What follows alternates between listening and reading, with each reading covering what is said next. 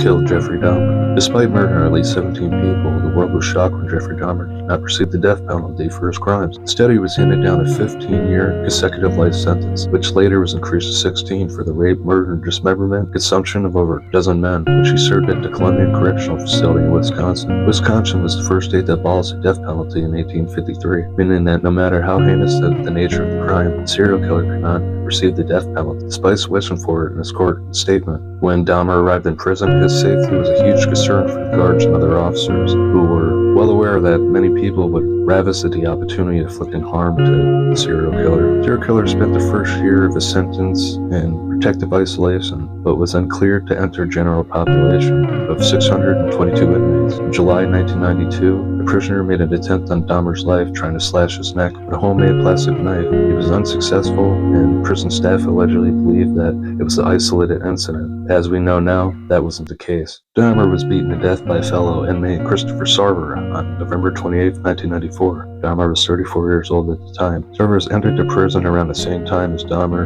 in 1992. He was serving a 25-year sentence for armed robbery turned to murder. In 2015, Sarver spoke to the New York Post about the murder, revealing that Dahmer would often taunt and upset other inmates by fastening food to look like severed limbs and leaving them in public places. He crossed the line with some people, prisoners, prison staff. Some people who are in a prison are repentant, but he was not one of them. He told the outlet due to his weird behavior, Scarver mostly kept clear of Dahmer, but after believing he prodded him in the back, Scarver snapped one day, picked up a 20-inch metal bar from the gym weights room, savage clobbered Dahmer over the head with it. With just 2 blows to the metal bar, Jeffrey Dahmer's skull was crushed, and he was pronounced dead an hour later after arriving at the hospital. Scarver claims that the prison guards potentially left the two alone in the room together. After Scarver had made no secret that he would like Dahmer dead, they had something to do with it. The sister of one of Jeffrey Dahmer's victims claimed that she would often receive phone calls from prison inmates who assured her that they were going to take care of Dahmer. "You don't know me?